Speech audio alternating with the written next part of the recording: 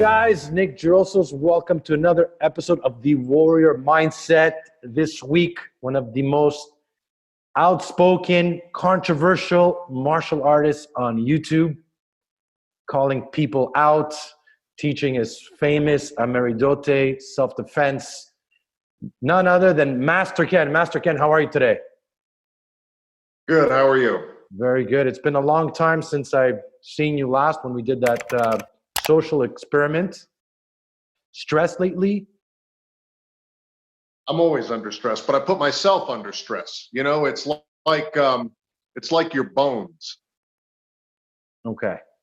You know, you got to put them under stress. They get stronger if you put them under stress. So I got a couple of questions from fans. One of them is Master Ken actually Ameridote? Is it a legit system, right? A lot of people online sometimes think it's bullshit, and you call other people out. But tell people who watch and follow Ameridote in your system, what makes Master Ken legit? I mean, I'm still around. I mean, it's, the number of people who would like to take me out, but can't because they don't have the skill, they don't have the knowledge. And also I lock my doors at night. That's one reason. I can't believe people still question the legitimacy of my martial art, and then they'll go spend $130 a month to take cardio kickboxing. You know, that's what people will do. They'll say, "Oh, I don't really believe in what you're doing." Okay, now I'm going to go to the UFC gym and put my spandex on and bounce around. So, I mean, people say that like they're not willing to pay for bullshit. That's a good answer, Master Ken. Second one, if you were to fight Bruce Lee at his prime, you versus Bruce Lee, who would win and how would you beat him? Oh, man. In his prime, right? Yeah. Okay. What'd he weigh? About $128?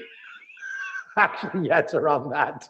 Yeah, so it's not, first of all, it's not really fair in terms of weight class. I know that he had a reputation for being a badass, but, it'd be like getting a hold of just a bunch of straw and just,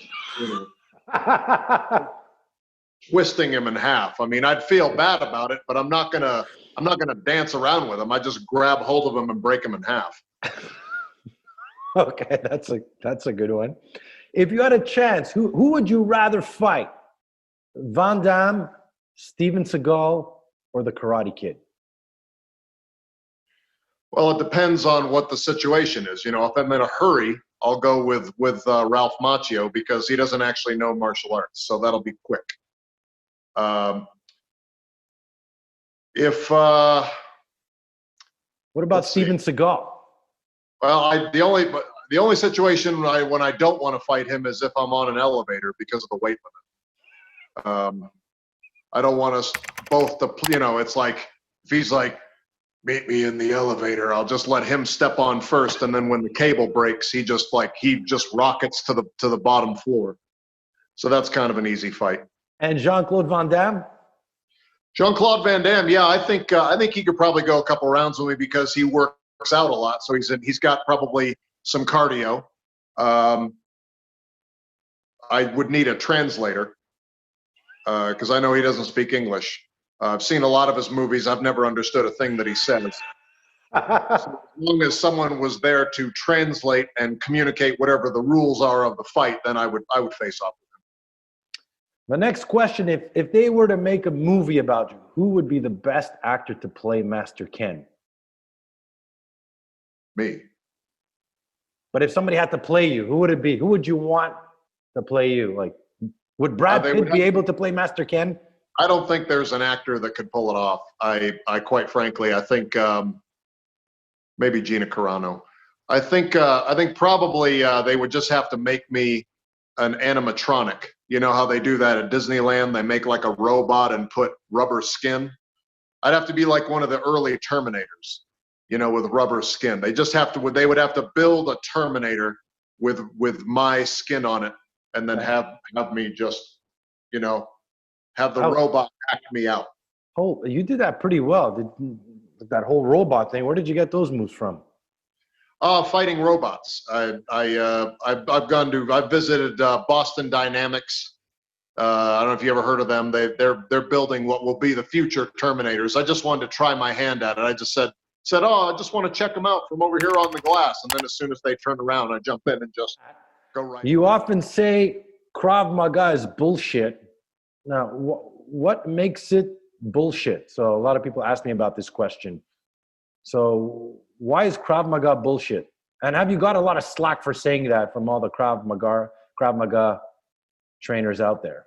Yeah, I have gotten a lot of slack from a lot of people about that, but that's because there are a lot of Krav Maga enthusiasts. And the reason there are a lot of Krav Maga enthusiasts is that because you can become certified in Krav Maga in like 2 weeks. So it doesn't take very long to become a Krav Maga practitioner, you know. My biggest problem with it is the curriculum or the lack thereof, because there's almost nothing to it. I'll teach you all watching. I'm going to teach you Krav Maga right now, okay? Palm to palm, throat strike, elbow, knee, knee. That's it. That's okay. All of Maga. You can reorder them. Sometimes they'll go knee, knee, palm, palm. You know, they just, you know, and then they'll do various gun defenses, but really they're just the same thing. They just gun and then they just go. That's what they do all day, and it's nonsense. And I don't understand how they sell it to people every single day. McDonald's has more techniques on their menu. Okay, and as that. You know, has anybody ever walked into a Meridote and challenged you? Oh yeah. And what does it normally look like, and how does it end up? Well, there's a couple things they have to do. I'm totally willing to accept all challenges, and I mean all challenges, not like the Gracie challenge where they're like, "I'll fight you as long as it's in my school and we do jujitsu," that kind of bullshit. I'm willing to fight, no holds barred, but they have to sign a waiver. It's about 80 pages long, so they have to read that, first of all. Then they have to be willing to go across the street. There's a CVS across the street. They have to buy a mouthpiece and a cup to prove that they were protected. And that's all they got to do. And then I'm willing to rock and roll. But most people won't do those two things. Usually once they leave to go get the mouthpiece, they never come back. Okay. Now, I got a couple of personal questions. Will you ever shave that mustache? I've tried. It grows back immediately. So you've actually you've shaved it? Yeah. Well, first of all, it breaks the electric razors. They just break. You know, I get it up there, and it's so thick, and they just snap. They snap the teeth on it. So then I've tried a straight razor, and I can get a corner of it off, but then by the time I rinse off the razor and come back, it's already regrown. So I just gave up trying to cut it off. Okay. Have you ever been in a real fight? Now, it's a little bit of a stupid question that somebody asked me. Yeah, that's ridiculous. That's like asking, you know, Michael Jordan if he's ever driven a race car. And what is your, who are your biggest haters? Do you have haters who write to you? What are the kind of comments and hate that you get? Yeah, I get threatened every day. For real? Yeah, every day somebody says you're disrespecting the sanctity of my martial art, and you know my sensei could do this to you or that to you, or I'm gonna hit you with a ninja star or something. Yeah, I get threats every day. I'm used to it. That means nothing to me. They never follow through on it. And I would say most people who hate me are jealous. You know, they're jealous of my skill. They're jealous of my fame. Jealous of my physique. My good looks. A lot of jealousy to go around. And I'll tell you, it's only going to get worse. Have you developed any new secret moves? Is there anything that you haven't shared with the public? Are you working on some kind of new combination or technique? I mean, if I told you, it wouldn't be secret, but I'm always working on things. You know, I'm always developing things. One of the techniques I've been trying to work on is helping people use different parts of their body that they wouldn't expect to use. You know? Okay. Like say you got a student with no arms. Okay. That will happen sometimes. So you got to teach them maybe just to use their legs, but maybe they can't because they're like running and trying to move. Okay. So figure out how to use the head, but also figure out how to use the chest. Okay. Chest. Yeah. Okay. How? Something I call a breast bump. Breast bump. Okay. A breast bump, not a breast pump, but a breast bump. Okay. Breast bump. Just getting in here and kind of just bumping chest to chest, but in a violent kind of manner. So someone is presenting to you in a violent kind of way. You just, getting used to just breast bumping. Okay. That looks kind of weird and a little bit just kind of getting used to just throwing it forward. And do you teach that to women too? Because you can't really. Sure, they're great at it. So you just. Yeah, they have more to. They're going to have more to work with, so they're going to have more of a weapon to strike with, depending on their proportions. So yeah, just teaching how to strike with your breastal area.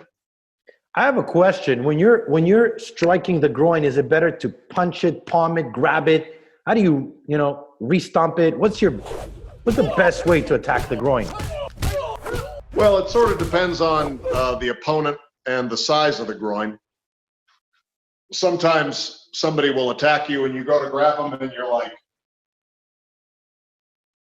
oh, there it is, and then whereas someone depending on the size of the groin, I generally recommend striking with your own groin area.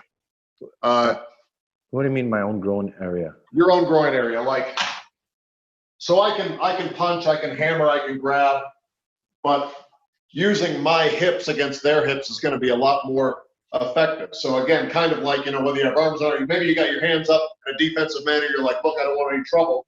And then as soon as he is disarmed or you think that he's going to go after you. Okay, that's a little bit weird. I mean, weird as in unexpected, I'm sure is what you mean. Weird, like I'm taking my balls and my privates to smash into him. Isn't that going to hurt me too? Well, yeah, but it'll hurt him as well. It's like a headbutt. I mean, a headbutt doesn't feel good. It seems silly to throw your head into another person's head, but whoever's throwing the head harder at the other head is ahead of the game. Okay, that makes sense. So if you had to show us one last deadly move, Master Ken, for the viewers right now, what is your one last deadly move? If you were in a fight and you could only do one move, what move would it be? Well, let's see. Lately, I've been working on something. Been working on kind of trying to use, in a lot of, whenever you hear about martial arts, they say try to use the opponent's energy against them, use their weight against them, use their body against them. I like that idea. It's got to be tweaked a little bit. So what I do is say I face off with somebody, right? I'm going to change levels and I'm going to grab hold of their leg, okay? Dropping down here, okay? And then just bend the leg up and eventually snap it off, right? Okay? So I've got the leg. Now I can use, this is like a go-go plata, but without having to learn jujitsu, okay? You rip the foot completely off and just strangle them with their own foot. Okay, that looks a little bit, I guess I would have to see that technique and maybe try it out and see how effective it is. But you just got to practice ripping people's limbs off. Okay, so I guess I'll give that a shot. I don't know with who or how do you train that? Well, I used to say that you should go with cadavers, but nowadays with the paperwork and everything, it's especially the safety regulations and everything. I used to be able to get 6, 8, 10 cadavers, for just a few bucks a pop, but now you got to know somebody. I see. All right, Master Ken. I want to thank you for your time. Do you have a last little message you want to tell all the viewers who've been watching and following you? Well, study Meridote. Stop studying bullshit. Don't listen to this Nick Drossos character because his techniques don't work. And remember to always re-stomp the groin. Awesome. All right, guys, that's Master Ken, and we are out.